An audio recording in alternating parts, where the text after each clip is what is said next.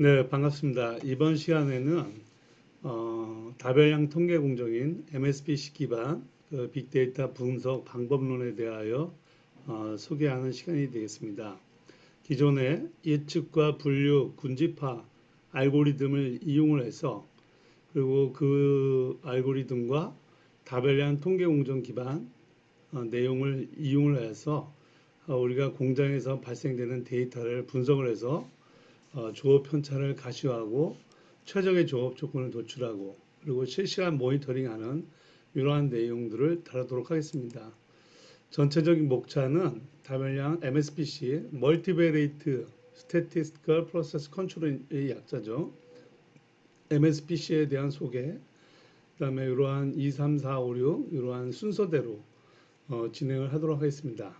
그럼 우선적으로 다별량 통계 공정이란 무엇인가에 대해서 말씀드리도록 하겠습니다. 여러분 그 statistical process control, 그렇죠? 통계 공정 제어라는 것은 여러분 하나의 트렌드 차트가 있으면은 저 여기에 대해서 평균이 있고 그다음에 UCL, LCL 뭐 이런 것들을 구하죠. 그래서 upper control limit, lower control limit 이런 거를 할 적에 그렇죠. 평균에다가 2 시그마를 더한 값, 3 시그마를 더한 값을 뭐 어퍼 컨트롤 리밋으로 하고 그걸 뺀 것을 로어 컨트롤 리밋으로 합니다. 그래서 평균으로부터 얼마만큼 벗어졌는지에 대해서 이 트렌드 차트를 보는 것을 유니베레이트 단별량 관점입니다. 유니베레이트 스태티스티컬 프로세스 컨트롤이라는 내용으로 볼 수가 있습니다. 여기서 보시면은 베리어블 1에 대해서 이런 트렌드가 차트가 있고요. 베리어블 2에 있어 갖고 이런 트렌드 차트가 나타납니다. 자, 보시면은 여기서 저희가 빨간색으로 표현한 두 점 포인트가 있습니다. 그럼 베리어블 1에 있어 갖고 시간에 따라 가지고 UCL과 LCL 안에 이 빨간 두 점이 존재하게 되는 거죠. 마찬가지로 베리어블 2에 있어 가지고 이 빨간 두 점은 정상치에 있습니다. 그런데 이 각각의 바스 중에는 정상이지만 우리가 베리어블 1과 베리어블 2가 그렇죠. 여러분 온도 압력은 양의 관계를 갖고 있죠. 양의 상관관계. 자 보시면은 이러한 그 대부분의 베리어블 1과 베리어블 2의 이 트렌드 차트의 점들이 이러한 그 공간에 내에서 그 리니어를 갖고 있는데 이러한 빨간색 두 점은 외부에 있는 거죠. 자 그래서 나머지 점들에 대해서 컨트롤 차트가 되겠습니다. 컨트롤은 투디멘전al 컨트롤을 보면 이런 타원형이 되는데 여기서 이 두 점은 아웃 오브 컨트롤로 이렇게 디텍션이 됐습니다. 왜 이 두 점이 아웃 오브 컨트롤이 되었을까요? 네, 그것은 베리어블 1과 베리어블 2에 대한 상관관계성을 깨뜨려서 상관관계가 어긋난 점들을 발생했기 때문에 되겠습니다. 그러니까 온도 압력의 그 일반적인 원칙에서 외부의 어떤 것에 의해서 온도 압력이 확 바뀐 원래 이 정상 상태의 트렌드 또는 코릴레이션을 확 바꾼 그러한 내용들이 발생됐기 때문에 이러한 것들이 발생하는 겁니다. 이렇듯이 단별량 멀티베이트 그렇죠? 멀티베이트 그 스태티스틱 프로세스 컨트롤은 유니베리트 단별량에서 발견하지 못하는 그러한 이상치를 발견한다는 그러한 큰 장점을 갖고 있다고 보시면 되겠습니다. 자, 한번 보시면은 그 비교를 한번 해보겠습니다. 다수의 공정 변수를 모니터링 할 거예요. 이제부터는 하나의 주요 인자만 보는 것이 아니라 여러 개를 한꺼번에 보는 거죠. 이럴 때 이상 진단이 용이하는 거죠. 그리고 단별량의 경우 스펙 안에 존재하지만 다별량 개념으로 보면은 공정 스펙 박을 볼 수 있는 것을 판단하는 그런 내용이 되겠습니다. 자, 요 밑에 그림을 보시면은 한 20개 정도의 그 센서의 값들을 스케일링을 했습니다. 스케일링을 해갖고 스케일드 데이터를 시간에 따라서 0부터 100까지 시간에 따라서 그렇죠. LSL, USL, 뭐 LCL, UCL 뭐 이렇게 해도 됩니다. 그래서 트렌드 차트를 쭉 그려보면은 저 어디가 이상이 있는지 잘 구분이 안 갑니다. 여기도 이상 같은데. 그런데 얘네들을 실제로 그 창원 축소 우리 저 먼저 시간에 주성분 분석, Principal Component Analysis를 배웠죠. 차원 축소를 해서 여기서 1부터 100까지, 80까지의 여기서 한 뭐 90까지 점이 있죠. 100이 안 되는 이 점에 대해서 이 20개의 그 인자들을 하나의 점으로 이렇게 찍어 보면은 그렇죠. 1번부터 한 80번까지는 이거 동 컨트롤 차트 안에 있지만 그래서 여기서부터는 81번부터는 아웃 오브 컨트롤이 되는 것을 알 수가 있습니다. 자, 그래서 여기서 강조드리고 싶은 거는 뭐냐면은 여러 가지의 그 공정인자들을 한꺼번에 봤을 적에 사람이 잘 판단을 못하는 것을 차원 축소를 통해서 그쵸, 쉽게 그 상황들을 파악할 수 있는 그러한 정보를 주는 것이 다별양, 그쵸? 다별양 MSBC라는 개념이라고 보시면 되겠습니다. 여기서 보면 가장 하이라이트가 이거죠.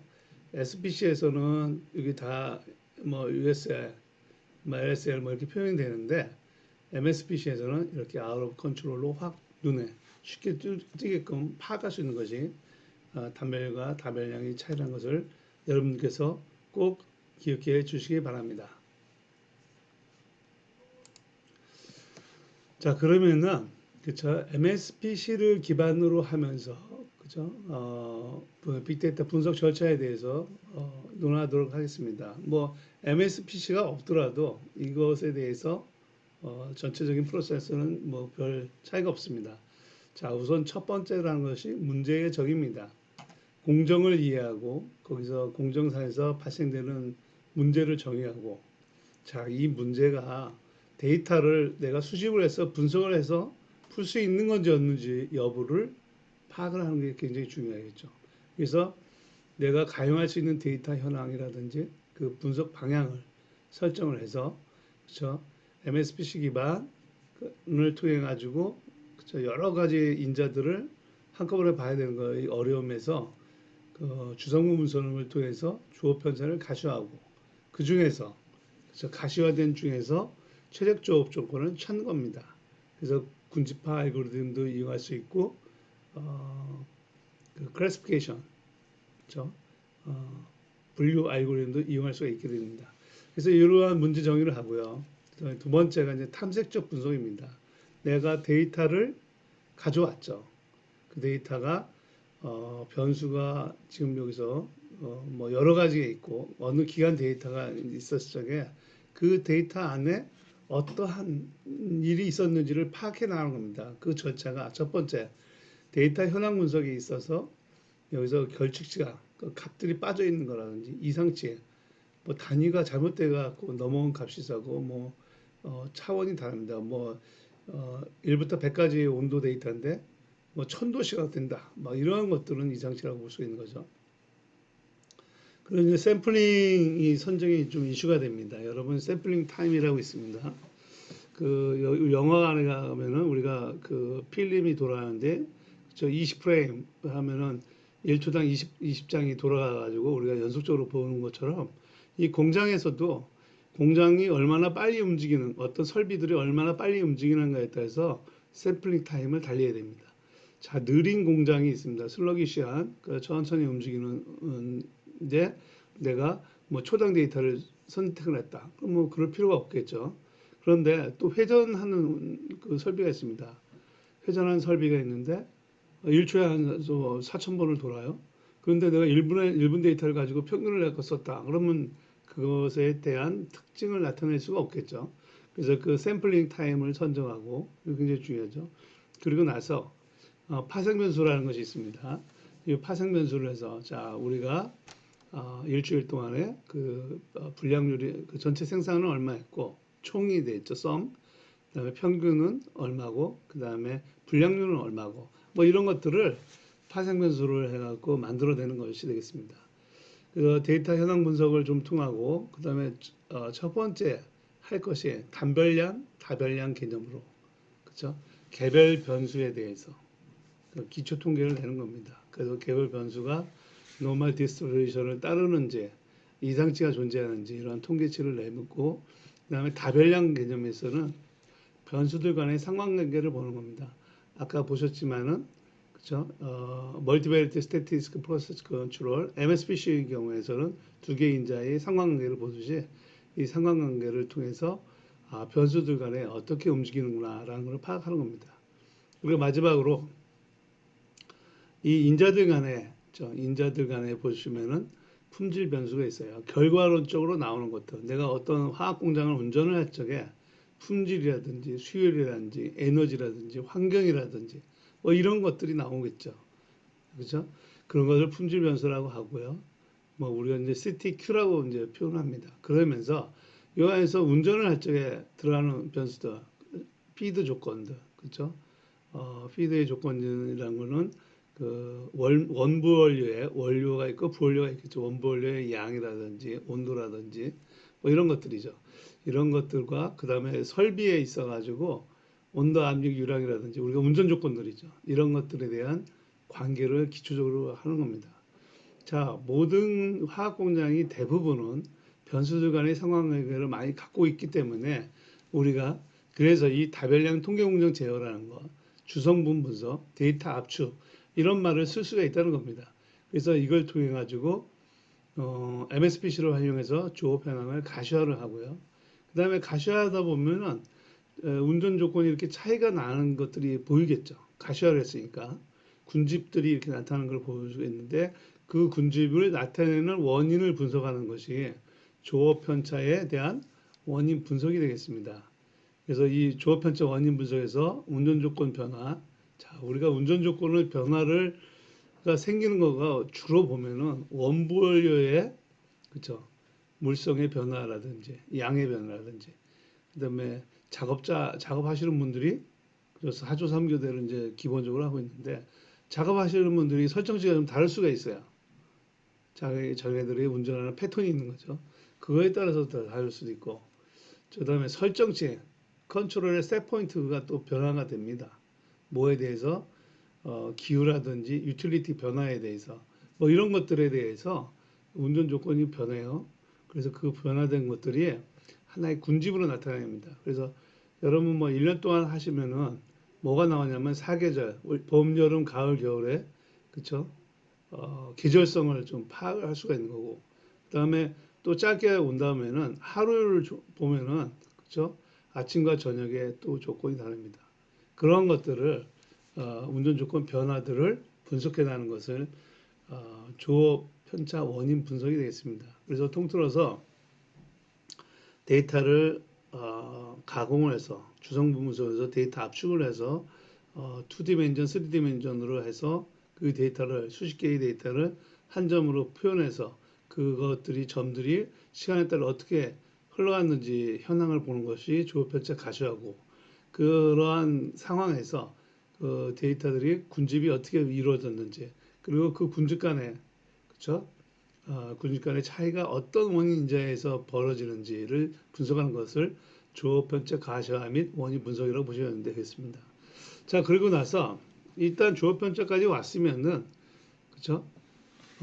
다양한 조업 조건에서 여기 보시면 다양한 조업 조건 속에서 품질 에너지 관점에서 어떤 운전 조건이 가장 좋은 조건인가를 찾는 것이 최적의 운전 조건의 도출이라고 보시면 되겠습니다. 그리고 이렇게 최적의 운전 조건을 도입할 적에 우리가 주로 사용하는 게 뭐냐면은 군집화 알고리즘이죠. 군집화를 통해서 자 군집별로 이렇게 있는 것 중에서 군집화 알고리즘을 돌려서 그리고 군집별로 통계를 내는 겁니다. 에너지 관점, 품질 관점, 생산력 관점 뭐 이렇게 봐가지고 최고의 군집이 되는 그 군집 조건을 군집을 찾고요. 그다음에 그 군집을 이뤘을 적에 주요한 운전 조건을 찾는 것이 최적 운전 조건 도출이 되겠습니다. 자 그러면은 여기서 최적의 운전 조건을 도출을 했어요. 그 조건을 그리고 그 조건을 유지하기 위해서 상한치, 하한치를 우리가 알 수 있습니다. 그렇다면 그렇죠? 그걸 도출된 운전 조건에서 실시간으로 운영을 할 수가 있겠죠. 그래서 그 조건에 벗어나면은 그 조건 안으로 집어넣는 그런 작업을 해서 제어를 해가지고 그 최적의 조건을 유지해 나가는 그러한 것들이 실시간 모니터링 및 이상 진단을 활용해 가지고 최적 조건을 유지한다라고 보시면 되겠고요. 그래서 여기에 대해서는 이것에 대해서 지속적 관리 그 최고의 목표는 뭐냐면 또 다변형 통계 공정의 그 최고의 이슈들이 뭐냐면 이상에 대한 early detection입니다. 조기 감지하고 그렇죠? diagnosis 진단을 하고 그다음에 prediction 하는 거가 되겠습니다. 이러한 조건일 경우에 품질이 어떻게 변할 것인가라는 것을 알아보는 것이 그 지속적 관리에 속한다고 보시면 되겠습니다. 자, 그러면은 앞에서 언급한 그쵸? MSPC를 기반으로 해서 빅데이터를 가지고 분석하는 그런 전체적 절차를 설명하기 위해서 제가 여러분들한테 하나의 그 대상 공정 저희가 과거에 폴리스타일렌 공장이라는 곳에서 프로젝트를 좀 한 경험이 있습니다. 그 데이터를 베이스로 해가지고 설명을 드리도록 하겠습니다. 이 폴리스타일렌 공정에서는 이게 좀 작은 공정이에요. 여기 안에는 54개의 온도, 압력, 유량이라는 그 데이터들이 있습니다. 센서의 데이터가. 그 데이터를 실시간으로 10분 간격으로 데이터를 받았습니다. 샘플링 타임을 10분으로 한 거죠. 자, 아까 말씀드렸지만 10분으로 했을 적에, 그렇죠? 그래도 이 공정을 다 표현할 수 있으면은 10분. 이 설비가 좀 공장이 빨리빨리 변하는 거라면 더 짧게 해야 되겠는데 저희가 분석을 해보니까 한 10분이면은 충분히 저희 화학 공장을 표현할 수 있겠더라고요. 그래서 저희가 화학 공장인 경우는 한 10분, 회전 기기는 뭐 더 빨라야 되겠죠. 그렇죠. 초당이라든지 헤르츠 단위로 분석하는 그런 내용이 되겠습니다. 그리고 운전 기간은 10분 데이터를 3개월치 이제 좀 모아봤습니다. 그러다 보니까 샘플 수가 7,596 이 개수가 되겠습니다. 그래서 요거는 저희가 그 샘플 데이터에 있는 거죠. 조업 편차 분석이라는 텍스트 파일이 되겠습니다. 그래서 분석의 목적은 조업 가시화, 최적 조업 동권 도출, 실시간 모니터링, 그다음에 예측, 알고리즘을 선택하는 것이 되겠습니다. 그래서 여기에 군집화라든지 예측 이러한 그 알고리즘을 한번 적용해 보겠습니다. 주요 인자에 대해서 한번 몇 개지? 하나, 둘, 셋, 넷, 다섯, 여섯, 일곱. 7가지에 대해서 트렌드 차트를 그려보면은, 그죠? 여기서 보면 처음부터 3개월까지 이렇게 차트를 그려보면은, 여러분 보시면은 어느 구간에서 뭐가 이상했는지 좀 이해가 되시나요?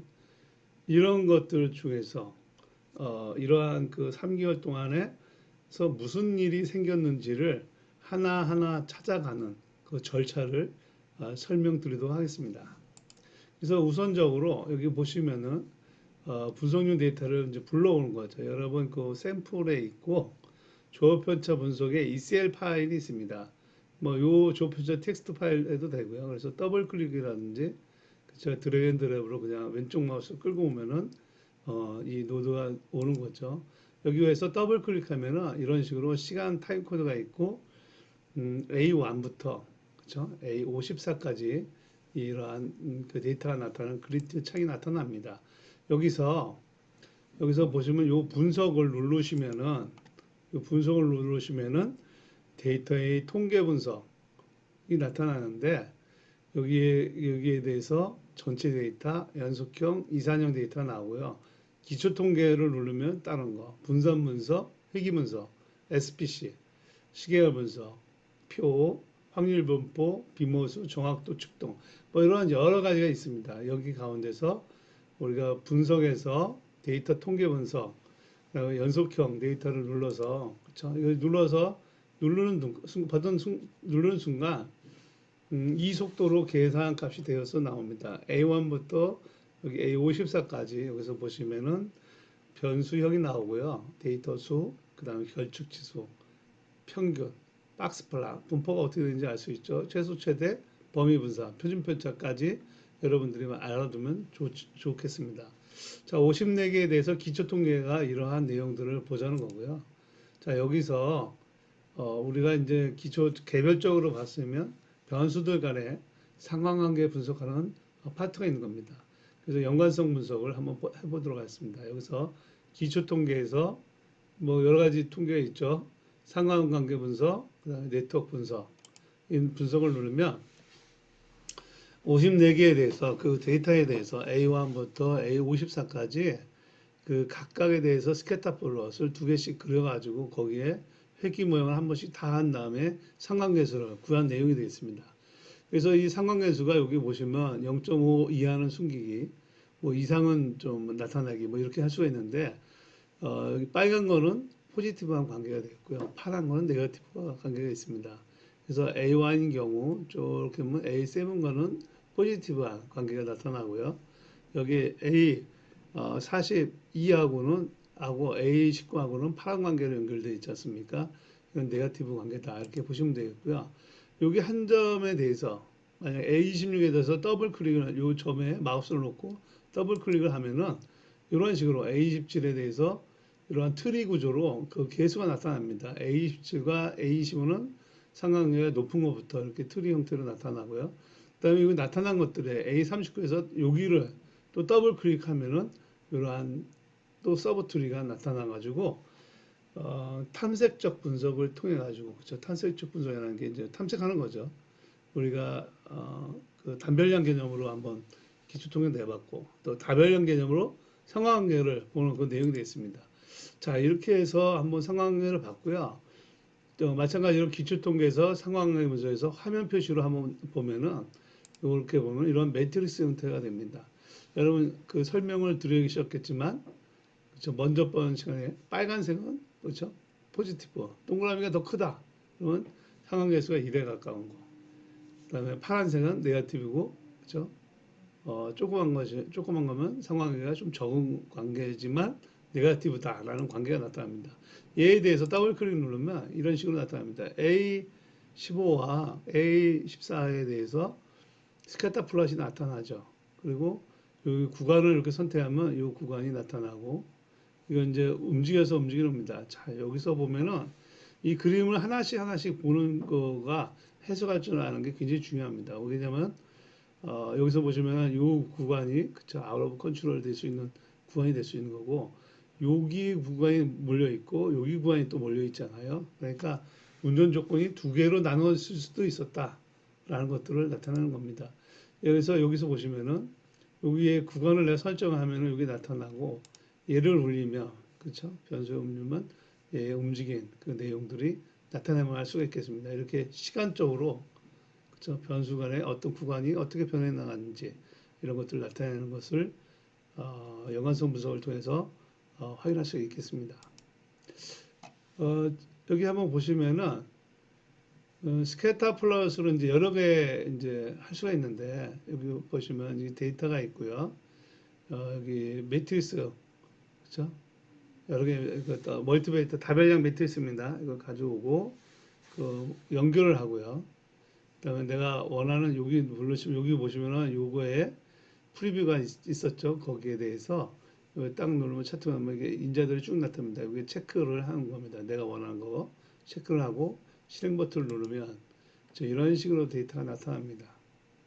이게 여러 개죠. 이게 여기 하나에 그 7,596개의 3기어치 데이터가 다 뿌려져 있는 거죠. A3와 A7. 이거 보시면은 이게 선을 그으면 이렇게 양의 관계가 있지만 이 그룹이 나타나는 거죠. 그러니까 여러분들이 그 분석을 하실 적에 이러한 것들을 확인하지 않고 이러한 것들을 양의 관계로 이해하시면은 약간 어렵습니다. 왜 어렵냐면 이거는 군집이 된 거지 양의 관계라고 하기엔 조금 어려운다는 말씀을 드리고 싶습니다. 자, 그래서 이런 내용들이 여기서 보면 이게 7,596개고 이 안에 10만 개 이상 점이 들어있는데 이런 것들이 굉장히 빠르게 이제 처리가 됩니다. 그래서 저게 빅데이터 기술이 들어간 거죠. 여러분 GPU란 말 아시죠? 그래픽 프로세싱 유닛. 그 다음에 거기 앞에 GP란 말 또 씁니다. 그래서 GPU, General Purpose 그래픽 프로세싱 유닛. 그래서 뭐냐면 연산도 이제 그래픽 카드로 할 수 있다는 그런 내용이 되어 있고요. 여기서는 이제 그래픽을 이제 GPU를 쓴 겁니다. GPU를 써가지고 10만 개 점을 이렇게 뿌려낼 수 있다는 거고요. 자, 보시면은 내가 여기서 이 구간을 이렇게 오른쪽 마우스를 눌러서 오른쪽 마우스를 누르고 이렇게 크게 사각형을 그리면 요거를 선택을 할 수가 있습니다.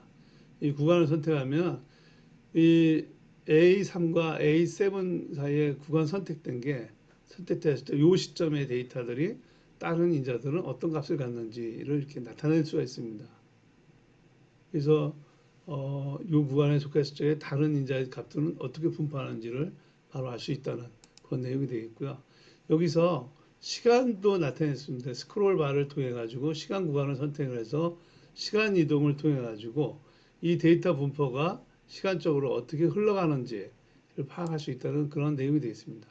자, 보시면은 이 구간에서 자, 저희 시간을 스크롤하니까 이런 쪽으로 그렇죠? 그 전체적으로 다 변하는 것을 알 수가 있습니다. 이런 식으로 매트리스 차트를 볼 수 있겠고요.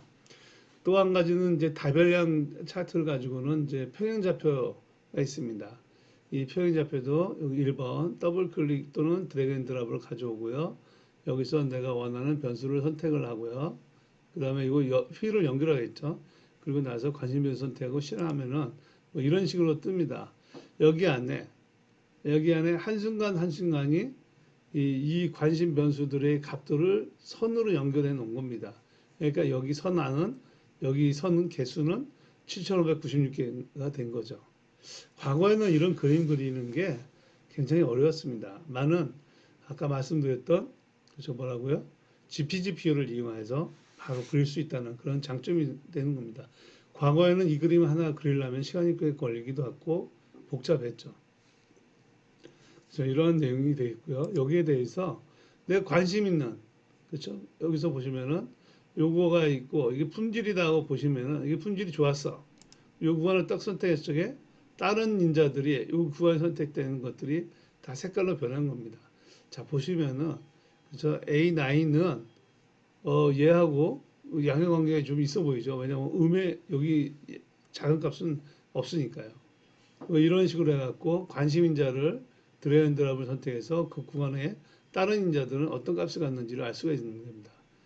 자, 여기다가 이걸 움직이면은 여기에 내려가면 하고 여기서 보시면 요거의 값들이 밑으로 내려와 있죠. 이렇게 움직여가면서 할 수가 있겠고요. 또 여기 구간을 중첩을 해서 보는 겁니다. 요 구간과 요 조건은 요 인자들의 두 개들에 대한 값들이 이렇게 있었을 적에 다른 인자 값들은 어떻게 분포하는지를 알 수가 있는 겁니다. 이런 식으로 해가지고 그쵸? 공장에서 도대체 3개월 동안 54개 인자 중에서 뭐가 영향을 주고 변함이 있었는지 이런 것들을 파악하는 이런 것들이 다변수, 멀티베레이트, 그 비주얼라이제이션 이렇게 보시면 되겠습니다. 자 그러면은 여태까지 그쵸? 제가 간단하게 기초 통계도 하고 그다음에 변수 등의 상관성을 좀 보고 그다음에 여러 가지 인자들을 한꺼번에 보는 가시화를 좀 해봤습니다. 자 지금부터는 이 방법으로 보는 방법보다 그렇죠? 고차원의 공정 인자들을 저차원을 투영을 해서 54개 인자를 그렇죠? 2, 3차원에 투영을 해가지고 비주얼하게 봐서 무슨 일이 있는지 찾아내는 것이 지금 주성분 분석의 원인이 되겠고요. 이게 이제 조업 편차에 대한 가시화라고 저희가 표현을 하고 있습니다. 그래서 조업 편차 데이터를 가져오고요. 그다음에 필터가 있죠. 그 필터에서 날짜 제거하고 주성분 분석을 해가지고 주성분 분석을 5개 옵션을 해가지고 실행을 합니다. 자, 그리고 실행을 해보면 결과가 이렇게 결과 보고서가 생성이죠. 이거를 결과 보고서를 이렇게 드래그 앤 드랍하고 가면 이 보고서가 나오고 얘를 더블 클릭하면은 이런 식으로 제너럴 인포 모델 정보 자, 여기 내용들이 이렇게 나오게 되겠습니다. 제너럴 인포 모델 인포 로딩 플라 스코어 플라 이렇게 구성돼 가지고 나오고 얘에 대해서 한번 알아보면 자, 여기서 보면은 인자가 54개 인자를 우리가 가지고 해서 자, 분산 정보를 한번 보시면 주성분 1, 2, 3, 4, 5가 있는데 이게 뭔 얘기냐면은 54개가 그렇죠? 54개 인자가 있었죠. 54개 인자가 3개월 동안 움직임을 100이라고 보면은 54개를 가지고 다 100을 표현했는데 5개만은 가지고도 그것의 60%를 설명할 수 있다. 그러니까 58%를 설명할 수 있다. 이런 얘기입니다. 얘네들을 그렇죠? 얘네들을 한번 보시겠습니다. 여기서 보시면 A1부터 한순간 12번째 샘플을 이게 쭉 데이터 54개가 있죠. 그 4개를 54개 인자를 하나의 점으로 표현한 겁니다. 이 안에는 점이 7,596개가 있고 3개월치 운전 데이터라는 거죠. 자, 이 점이 중요합니다. 54차원을 우리가 그렇죠? 다 볼 수 없기 때문에 이거를 2차원으로 투영을 해서 점 하나로 표시하고 그 다음에 여기에 대해서 3개월치 데이터를 다 뿌려보니까 여기서 보시면 느껴지는 게 있죠. 자, 운전 데이터, 운전 상황을 이렇게 딱 한눈으로 볼 수 있는 그런 상황이 된 거죠. 이 여기서 보시면은 그룹이 3개 그룹으로 하여튼간에 나타났다. 하여튼 그룹이 존재하는 것을 볼 수가 있는 거죠. 이 그룹에 대해서 3개 그룹이 쭉 병이 되고 내가 요 그룹과 그렇죠? 요 그룹을 내가 선택을 할 수가 있습니다. 여기서 보시면 요 그룹 요 버튼을 눌러 가지고 드래그 앤 드랍으로 이렇게 하면은 이게 그룹이 선택이 되고요. 구간 선택을 하고 마우스 1 구간 선택, 2 구간 선택을 하고요. 그래서 얘네들에 대해서 구간 선택을 하고요. 컨트리뷰션 차트를 가지고 그렇죠? 주성분 1에 대해서 내가 선택한 그룹 1, 그룹 2를 선택을 해서 그 실행 버튼을 누르면은 그렇죠? 여기서 보시면 이 점이 한 54개를 대표하는 거라고 했잖아요. 그러면 얘하고 얘의 차이를 나타내게끔 해주는 54개 인자 중에서 어떤 인자들이 영영 인자들인가를 쭉 나타낸다는 겁니다. 여기서 보시면은 그렇죠? A1367 그다음에 A52 그 막대기가 크면 클수록 편차 발생의 원인 인자라고 보시면 되겠습니다. 그래서 컨트리뷰션 탭을 선택을 하고요. 방향과 그룹 선택을 해서 그 실행을 누르면 이러한 내용들이 나타나고 보시면 되겠고요. 영양 인자는 1367, 비교 인자를 90. 해서 얘를 기본 차트를 가지고 여기 1367하고 90을 눌러서 실행을 한번 해봤습니다. 1367과 90을 누르면 여기 굉장히 재밌는 게 나타나죠. 여러분 이거 제가 이걸 가공한 데이터가 아니라 이게 실제 데이터입니다. 실제 폴리스타일렌 공장에서 3개월치 운전 데이터를 과거 저희가 프로젝트 했던 그 내용이 됩니다. 1367은 공교롭게 이 구간 2000, 이제 한 400 내지 3500 이 구간에서 값이 떨어지고 90은 이건 상관이 없죠. 패턴 자체가 다른, 그렇죠? 이러한 나타내서 이런 인자가 나타난다. 이런 거가 되겠고요. 그래서 요 구간에서 다시 원래 요 점으로 표시된 컨트롤 차트를 보면은 그죠? 2600에서 3300까지 보면은 내가 요 구간과 요 구간을 그쵸? 선택해서 차이가 나타나는 게 1367이었는데 그 1367에 대해서 값을 보니까 이 값이 뚝 떨어졌어요. 이 뚝 떨어진 값이 이렇게 표현이 된다라는 것들을 확인할 수가 있는 겁니다. 이런 식으로 해가지고 자 한번 보시죠. 우리가 54개 인자들을 이제 분석을 해야 되는데 여기서 데이터를 가시화, PCL을 가지고 가시화를 했고 가시화를 해서 그룹이 나타나는 것을 확인했고 그 그룹을 비교 분석을 해서 원인 인자까지 찾은 그 내용이 조업 편차 가시화 및 편차 원인 분석이 되겠습니다. 자, 지금까지 그 PCA 분석을 통해 가지고 조업 편차를 가시화했고 그다음에 조업 편차의 원인까지 좀 파악했습니다. 자, 그러면 지금부터는 우리가 그 조업 편차 가시화를 통해서 얻었던 군집들을 간단하게 그 K-미스 알고리즘, 군집화 알고리즘을 통해서 찾아가는 과정을 좀 말씀드리도록 하겠습니다. 여기 보시면은 이제 우리 PCA까지 주성 분석까지 했죠. 자, 여기서 했을 적에 여기서는 우리가 주성분을 선택을 해서 그 군집화 알고리즘을 통해서 3차원으로 가시화하는 그 내용이 되겠습니다. 이렇게 해서 실행을 하면은 우리 저 군집화 알고리즘 쪽에는 군집 개수가 이제 굉장히 중요하다고 그랬죠. 그 군집계수는 우리가 이제 그 PCA를 통해서 가시화를 해갖고 군집을 선택할 수도 있고 여러 가지 이제 그 품질 변수를 통해 가지고 이제 판단하는 방법이 있는데 우선적으로는 간단하게 5개의 그룹으로 나눠 가지고 상대적 거리를 한번 나타낸 그 내용이 되겠습니다. 그래서 요것들을 3차원으로 표현하면은 그렇죠? 하나, 둘, 셋, 넷, 5개 뭐 이런 식으로 좀 5개의 군집을 나타내는 거고 여기에서 여기서 이제는 우리 그 군집화 결과를 그렇죠? 그 먼저 시간에 배운 군집별 통계 분석 여기 보시면 통계 분석이 있습니다. 이 통계 분석을 끌고 와가지고 오면은 여기에 행과 열로 군집을 나누는 그 컬럼을 로를 만들 수가 있습니다. 그래서 행에다가 1그룹, 2그룹, 3그룹 이렇게 나누고요. 열에다가 그 각각의 주요 인자들 1367에 대해서 한번 그 먼저 번에 주요 인자 나온 것 같고 그 내용들을 한번 체크를 해서 기초 통계를 한번 보겠습니다. 그러면은 인자를 선택을 했고요. 자, 여기 보시면은 1, 2, 3, 4, 5 그쵸? 행에다가 군집화를 5개 됐으니까 1, 2, 3, 4, 5에 1, 3, 6, 7 1357이 되겠습니다. 잘못 나온 것 같은데 자 A1357 저희가 체크를 좀 57로 했네요. 자 A1에서 1번 그룹은 105 2번 그룹은 110 3번 그룹은 109.9 그러니까 110이신 거죠. 4번 5번 자 1번 그룹만 105가 된 이러한 내용이 되겠습니다. 자 그러면 한번 보시면은 여기에 여기 1, 2, 3, 4, 5를 이렇게 좀 그리드 형태로 이렇게 쭉 나눈 겁니다. 그런데 자, 요 부분만 1, 3, 여기 5는 이제 제가 그 잘못된 거죠. 6, 7인데 제가 좀 잘못된 것 같습니다.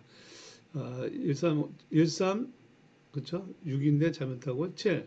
이렇게 보시면은 요 값이 요게 똑 떨어졌던 요 구간이 그쵸? 1번 구간이 되겠고 나머지 구간이 다 2, 3, 4, 5 그룹이 되는 내용임을 알 수가 있겠습니다. 이런 식으로 해가지고 군집의 특성을 볼 수가 있는 거죠. 군집별로 저 1번 그룹 같은 경우는 1번 A1인 경우는 1번 그룹이 한 105고 나머지는 110이다.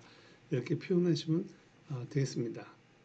2번, 3번도 마찬가지죠. 3번이 110인데 2, 3, 4, 5가 115, 그렇죠? 이런 식으로 117, 뭐 이렇게 나온 거죠.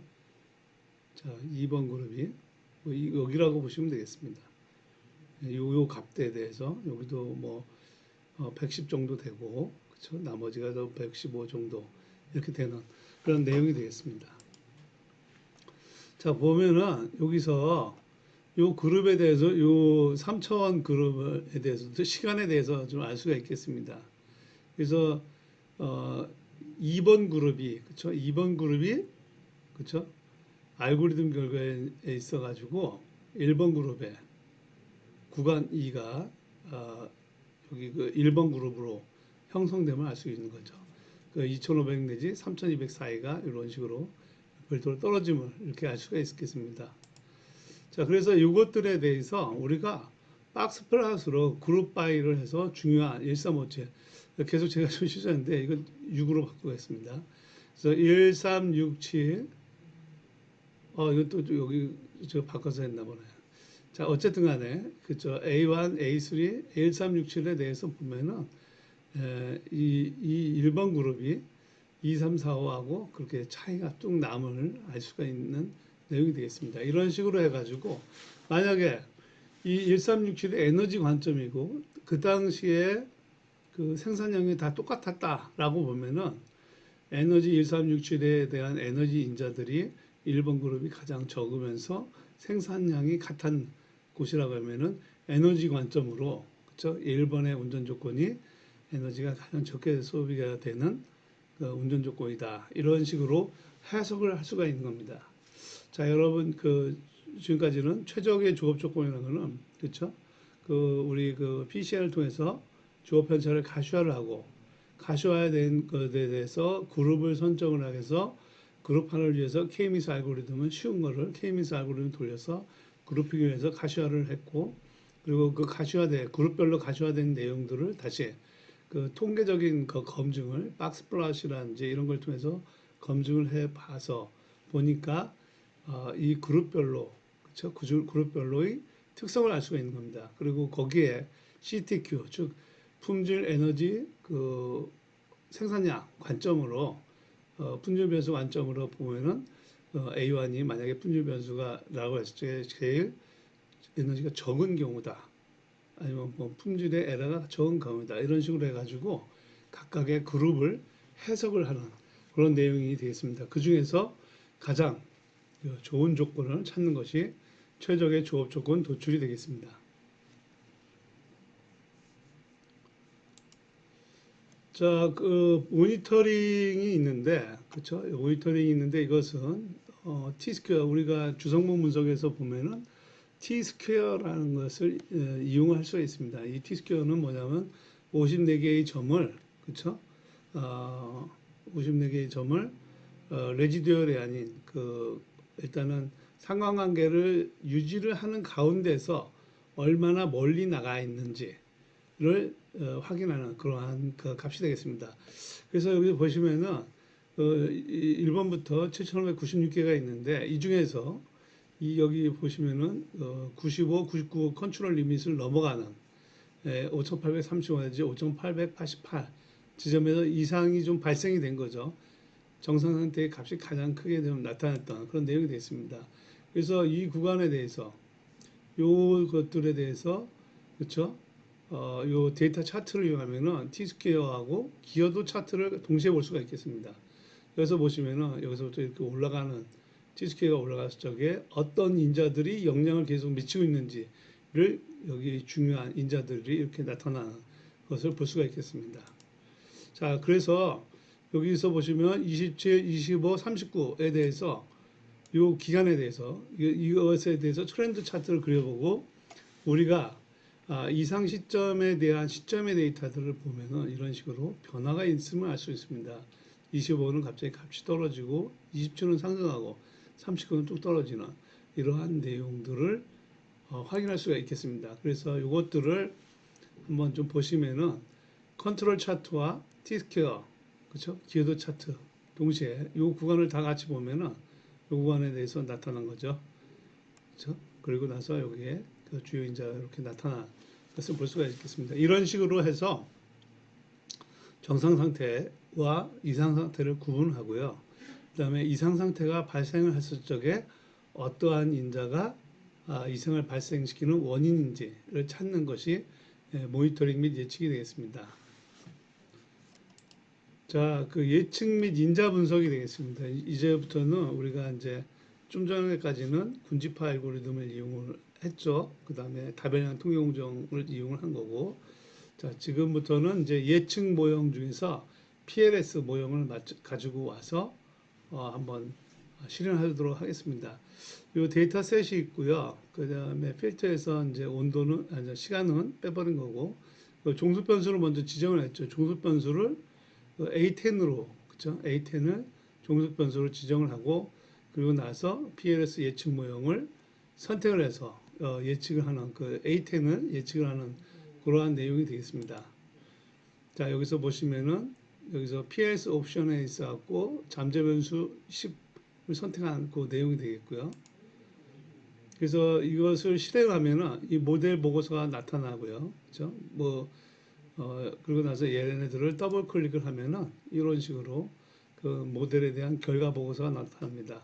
간단하게 그 Y에 대해서 누적 기여율이 있는 거죠. Y의 베리언스의 약 81%를 어저스트 R-스퀘어가 81%를 설명한다는 그러한 내용이 되겠습니다. 그 누적으로 잠재 변수를 우리가 10개를 취했던 거죠. 그리고 여기 보면 실제적으로는 사실은 이제 잠재 변수를 6개만 취해도 그쵸 79%, 81% 거기 차이가 없습니다. 그러니까 여기서 보면 Y의 기여율이 변화가 Y 기여율 변화가 이제 뚝 떨어지는 이런 거를 우리 스크립플랫이라고 좀 말씀드렸죠. 뚝 떨어지는 부분에서 그 잠재 변수를 선택하면 되겠습니다. 그래서 이것은 이제 PCI의 경우는 X 베리언스인 거고 그 PLS의 경우는 Y의 기여율이 뚝 떨어지는 부분에 있어갖고 잠재 변수를 구하면 되겠습니다. 그래서 여기 보시면은 이제 모델 A10은 이거로 그 다음에 뭐 계수가 나오고 그 다음에 계수하고 변수하고 리니어 컨비네이션 한 그 내용이 되어 있습니다. 이 계수에 대해서 바 차트로 이렇게 쭉 뿌려보면은 A10은 그쵸 A11에 대해서 포지티브한 관계고 37, 20, 뭐 A8, 7, 뭐 이런 것들은 이제 네거티브한 관계임을 볼 수가 있겠습니다. 그리고 얘를 실제 데이터와 그쵸 같이 연동해서 뿌려본 내용이 되겠습니다. 빨간색이 그쵸 실제 값이고 그 다음에 녹색이 아, 죄송합니다. 빨간색이 예측한 값이고 그쵸 요 녹색이 그 원래의 값이라고 보시면 되겠습니다. 여기서 보시면 y hat 값이 있고요.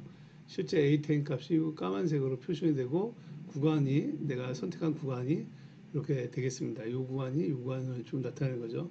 4,521이 이 구간을 나타내는 내용이 되겠습니다. 자, 그래서 얘의 또 장점은 그죠? 이 값이 왜 떨어졌는지 원인 인자가 뭔지 이러한 것을 알아내는 것이 굉장히 중요합니다. 기본적으로 이 모형을 만들었고요. 이 모양의 변화가 영향을 주는 인자가 그쵸? 아까 보셨던 A11, A20 뭐 이런 것들이 영향 인자였죠. 그래서 그 영향 인자가 크게 나타남을 알 수가 있겠습니다.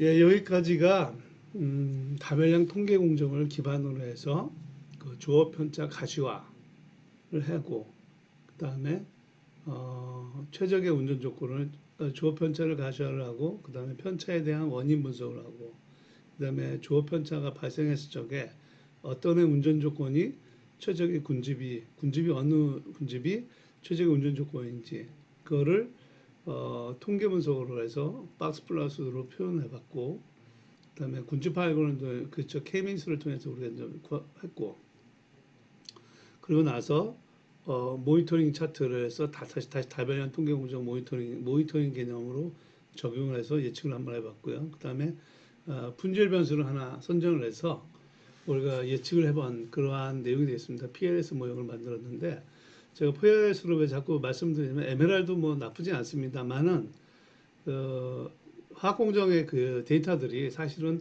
상관관계가 굉장히 높은 것들이 많이 있습니다. 상관관계가 높은 것이 있으면 PLS를 쓸 경우에는 이게 다중공동성 문제이기 때문에 이게 인버스 매트릭스가 잘 구해지지가 않아요. 그 위험하기도 하고. 그러니까 PLS를 쓰면은 얘가 프로젝션 메소드이기 때문에 그죠? 연관성을 기반으로 해서 프로젝션을 시켜서 새로운 축에서 특성 공간에서 다 오서고날 하기 때문에 그 오서고날한 거 가지고 변수들을 새로 만들어서 회귀 모형을 만들기 때문에 다중공동성 그죠 상관관계를 때문에 발생하는 문제를 아예 생각 안 하고도 사용할 수 있는 겁니다. 그래가지고 그렇다고 또 PNS가 MLR보다 뭐 성능이 나쁘냐? 사실 예측 모형에 있어가지고는 요즘은 대충 다 알고리즘들이 어느 정도 정확성을 확보를 하고 있습니다. 비슷한 거죠. 리스트 스퀘어 방법을 쓰거나 그렇죠. 이런 것들을 쓰기 때문에 거의 뭐 차이가 별로 없습니다. 그 대신 다중공소성 문제라든지 해석하는 데 어려움이라든지 이런 거에 비해서 이럴 적에 PLS가 파셜리스트 스퀘어 방법이 화학 공장에서는 여러 개의 인자들을 사용하면서 모형을 만들 경우에는 어, PLS 파셜리스트 스퀘어가 굉장히 유용한 툴이라는 것을 여러분들에게 말씀드리고 대충 이걸 쓰시면은 큰 무리가 없이 모형을 만들고 해석할 수 있다 이런 말씀을 좀 드리겠습니다.